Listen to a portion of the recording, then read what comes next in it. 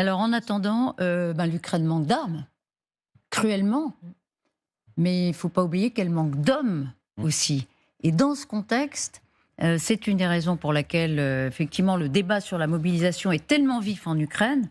Les jeunes Ukrainiens prennent des risques fous, quitte à en mourir, pour échapper à la mobilisation qui est pourtant cruciale pour l'avenir de la guerre. Dans une enquête du Monde datée de demain, regardez par exemple cet exemple de risque que prennent les Ukrainiens. Des tentatives de désertion tournent au tragique. Beaucoup d'hommes s'aventurent la nuit à travers la forêt ou la rivière Titsa qui longe la Roumanie. D'autres se cachent dans des camions de marchandises, des soutes à bagages ou même des boîtes en métal soudées sous les véhicules. Depuis février 2022, 24 Ukrainiens sont morts en essayant de quitter le pays illégalement, dont 19 par noyade. Et pardon, je ne vous ai pas lu cet extrait. Ils restent comme ça pendant des heures sans ventilation au péril de leur vie, dans leur boîte en métal. Et évidemment, au péril de leur vie, et parfois, ils la perdent. Donc 24 Ukrainiens sont morts depuis février 2022. Regardez cette vidéo où on voit de façon lointaine, mais ça a été authentifié, une mobilisation de force. Quand on vient chercher un jeune, quand 2-3 membres des forces de l'ordre prennent de force un jeune qui ne veut pas. On pourrait se dire, bon, c'est un récalcitrant, ça arrive. Pour toutes les mobilisations, il y en a effectivement qui résistent vraiment. Mais en réalité, c'est un sujet très préoccupant pour l'Ukraine. Oui, bien sûr. Alors, 24 morts, mais en essayant de fuir, en désertant, en essayant de déserter, mais 75 000 qui sont morts, eux, en faisant leur devoir et en étant sur le front, quoi. Et là, je me place du point de vue des combattants. Alors, il y a un débat actuellement. En gros, le débat actuellement en Ukraine, c'est oui, les militaires qui disent oui, il nous faut plus d'hommes, et puis le pouvoir civil qui dit mais commencez par réorganiser votre armée avant de demander plus et vous en trouverez. Les deux ont raison. D'une manière générale, on estime que ce qu'on appelle la population militaire, c'est en gros le maximum qu'on est capable de mobiliser dans une société moderne, de mettre sous uniforme, c'est à peu près 10% de la population. Et donc là, c'est presque ce qui est arrivé en Israël après l'attaque du 7 octobre avec la mobilisation de réservistes. En Ukraine, on a à peu près 1 million d'hommes et quelques femmes sous les drapeaux. En réalité, le potentiel, c'est 2 à 3 millions. Donc, on est en dessous. Il y a encore beaucoup un potentiel humain, des ressources humaines. Mais qu'on a un peu de réticence, effectivement, à mobiliser parce que, politiquement, c'est pas très populaire, effectivement. Et de notre côté, effectivement, vous avez, parmi ce 1 million d'hommes sous les drapeaux, vous en avez 300 000 qui, eux, sont au front, qui sont, quand vous regardez les pertes, des soldats ukrainiens qui tombent dans l'armée ukrainienne, ce sont les unités de combat, c'est les fantassins, c'est quelques tankistes, c'est des sapeurs, c'est des gens qui sont vraiment en première ligne. Et ces gens-là, ils sont à peu près 300 000. Vous faites le calcul des pertes ukrainiennes depuis le début de la guerre, c'est à peu près 75 000 morts. Allez, on arrive peut-être à 300 000 tués et blessés. Et ils sont quasiment tous dans cette catégorie, à 80% dans cette catégorie. Donc vous imaginez ce que ça représente comme effort pour ces gens-là. Et qui disent, on a besoin d'être un peu aidés, d'être renouvelés.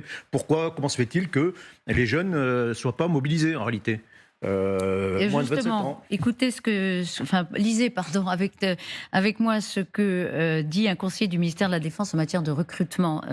Citation qu'on a trouvée dans le Washington Post. Il est tout à fait possible que les Russes se rapprochent très prochainement s'il n'y a personne pour les arrêter. Si en plus du manque de munitions, d'armes, d'obus, nous avons un manque de personnel, c'est une stratégie. Les civils en âge de combattre doivent accepter qu'ils n'ont plus le temps de rester chez eux. C'est un débat très vif.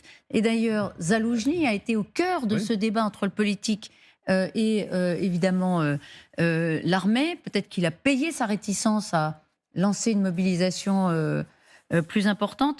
Claire Cambier, vous êtes en direct avec nous d'Ukraine, envoyée spéciale. Merci à vous, Claire. Question, est-ce que la prise récente d'Avdiivka par les Russes a donné comme un déclic à la société ukrainienne. D'une certaine façon, est-ce que ça remobilise quand même un peu les Ukrainiens qui se disent on ne peut pas continuer comme ça, on va fournir des efforts sur le front?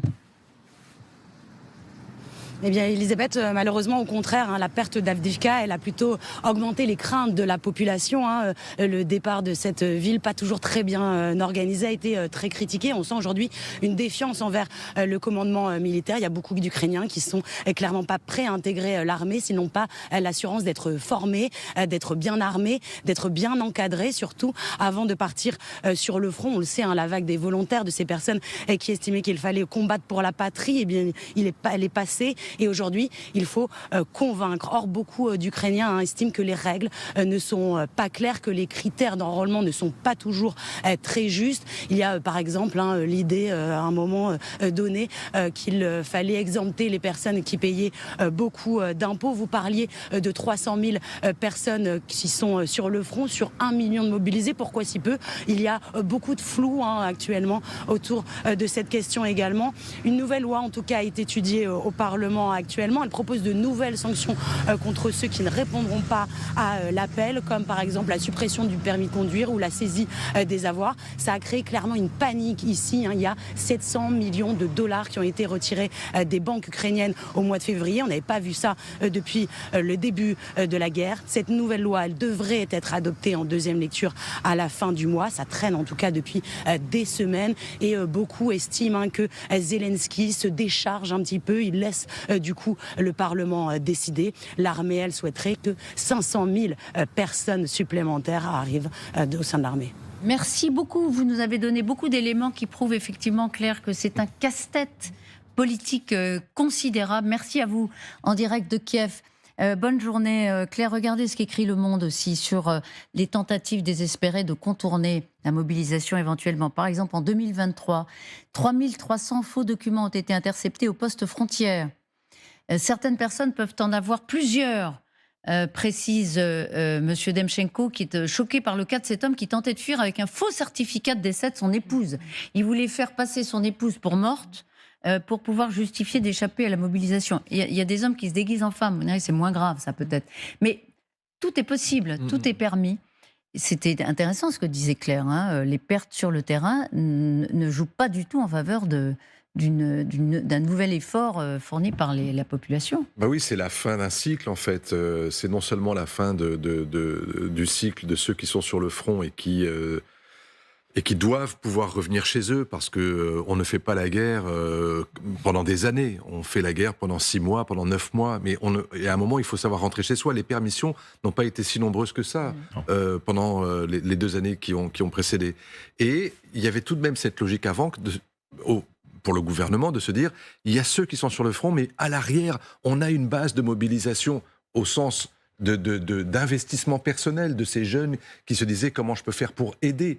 Et c'est vrai que pendant tout un temps, ça a très bien marché, cette idée de voir des jeunes ingénieurs ou des jeunes étudiants qui s'organisaient entre eux et qui essayaient d'apporter du soutien à telle ou telle unité, ou même parfois à travailler avec les réservistes. Mais ce cycle a pris fin. Il est terminé, il y a besoin de remplacer les hommes sur le front et il faut absolument trouver... Alors je ne sais pas si c'est un volume équivalent, mon colonel, mais c'est... oui, il va falloir trouver plusieurs centaines de milliers d'hommes et de femmes et on n'y est pas. Et là, pour le coup, c'est vrai que c'est une possibilité pour la Russie de se servir de cette fenêtre-là de calendrier pour se dire, servons-nous de ça et essayons de pousser l'avantage. Ouais.